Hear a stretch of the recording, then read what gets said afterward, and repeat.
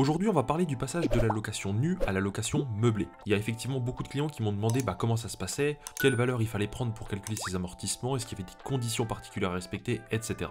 Donc l'idée aujourd'hui, c'est de faire le tour global, et puis comme d'habitude, que je vous donne des trucs et astuces. Cette vidéo est sponsorisée par LMNP.ai, notre nouvelle plateforme pour gérer votre comptabilité meublée en ligne, faire des simulations, avoir des conseils fiscaux avec des experts, générer des liasses, etc. Donc c'est vraiment un site qui regroupe toute notre offre sur le LMNP ou le LMP. Donc si vous êtes intéressé ou concerné, je vous invite à aller voir, le lien est dans la description. Bon, très souvent, les gens qui passent de la location nue à la location meublée, il y a deux raisons possibles. Soit c'est parce que vous décidez de faire du Airbnb ou de la location saisonnière, donc du coup vous n'avez pas trop le choix que de meubler votre appartement, soit c'est pour un but fiscal. Comme vous le savez, il y a beaucoup de personnes qui, peut-être de base mal renseignées sur les sujets, vont acheter un appartement, le louer en nu, avoir beaucoup de fiscalité, se dégoûter un petit peu de l'immobilier, et puis à un moment ils découvrent la magie donc de la location meublée non professionnelle ou même professionnelle d'ailleurs, qui vous permet du coup d'amortir votre bien, et donc de pouvoir prendre vos loyers, enlever vos charges d'exploitation, enlever vos intérêts d'emprunt, et enlever les amortissements, qui je le rappelle correspond à une charge entre guillemets fictive, en tout cas comptable, permet de réduire votre résultat, et donc de ne plus ou presque plus payer d'impôts sur vos revenus locatifs, ni de prélèvements sociaux évidemment. Donc il y a beaucoup de personnes qui veulent passer, souvent on se dit mais comment ça se fait? Est-ce que simplement au départ de mon locataire je fais un bail meublé et c'est tout? Si oui, du coup il y a souvent pas mal de questions qui en découlent, donc la réponse déjà est oui. Si vous souhaitez tout simplement passer d'un bail nu à un bail meublé, eh bien il suffit donc de refaire le bail au départ du locataire, et bien évidemment d'apporter le minimum des meubles nécessaires pour être considéré comme du meublé. Donc ça c'est facile, vous pouvez retrouver ce décret sur internet, vous tapez listing minimum de meubles, et vous avez donc le service public qui vous répond. Globalement, pour être considéré en meublé, c'est vraiment pas sorcier.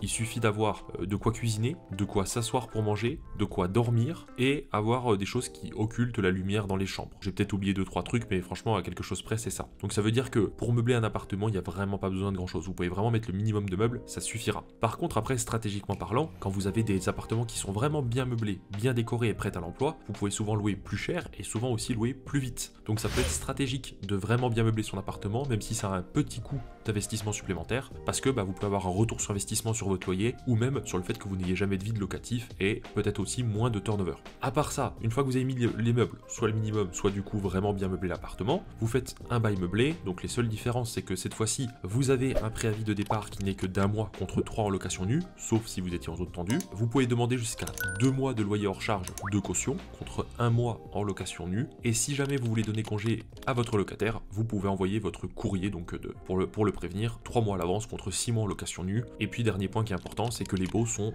pour une durée de 1 an en meublé contre 3 ans en location nue. C'est à peu près les seules différences qui est, c'est pas des moindres, mais en tout cas voilà. Et donc vous faites votre bail meublé, votre appartement passe en meublé, et donc c'est votre fiscalité aussi qui va changer. Alors il est très important de préciser une chose, c'est que quand vous avez acheté un logement, par exemple admettons en 2010 vous avez acheté un logement, vous l'avez loué en nu pendant 10 ans jusqu'en 2020, et ensuite il est passé en meublé. Si en 2010 vous l'avez acheté 100 000 €, et que en 2020 quand vous êtes passé en meublé, le marché immobilier avait pris de la valeur, et que votre appartement vaut maintenant 130 000 €, la date d'apport à l'actif, c'est-à-dire la date que l'on va prendre pour calculer les amortissements, ce sera bien sa valeur vénale, sa valeur marché, au moment où vous passez en meublé. Donc ça peut être intéressant pour les gens qui ont acheté pas trop cher. Les appartements qui ont pris de la valeur, quand ils les passent en meublé, on prend une plus grande base amortissable, et donc ça veut dire aussi que il y aura plus d'amortissement, et donc moins de résultats, et donc vous serez moins vite imposé. Si vous voulez voir comment ça marche les décompositions par composants, j'ai fait beaucoup de vidéos sur la chaîne, je vous invite à regarder les anciennes vidéos, vous trouverez tout votre bonheur là-dessus. Donc c'est la seule chose à savoir, quand on achète par exemple un appartement directement, on va faire des travaux puis louer en meublé, alors la valeur d'apport à l'actif, donc celle qui sert de base amortissable, sera le prix d'achat, puisque on l'a acheté puis directement mis en meublé, et les travaux qu'on a fait seront amortis, alors que quand on le détient déjà en résidence principale ou en résidence secondaire ou en location nue, on prend la valeur du logement au moment du passage en meublé. Lorsque vous passez en meublé, vous devez vous soumettre aux formalités obligatoires, c'est-à-dire vous créez un numéro de sirène, donc ça pareil, vous pouvez vous rendre sur le site lmnp.ai, nos conseillers peuvent le faire pour vous en moins de 30 minutes pour 45 € TTC, qui seront d'ailleurs déductibles, ou alors vous pouvez le faire vous-même sur le site de l'INPI si vous êtes à l'aise pour le faire tout seul. Ensuite, vous allez devoir vous créer un compte sur impôts.pro, donc pour pouvoir payer votre CFE les années futures, et puis vous allez aussi recevoir à votre domicile le formulaire 1447 qu'il faudra remplir et renvoyer pour pouvoir après recevoir ses avis de CFE au fur et à mesure des années, même si vous avez un dégrèvement la première année et un dégrèvement partiel la seconde. Pareil, j'ai fait des vidéos sur le sujet sur ma chaîne si jamais vous voulez regarder.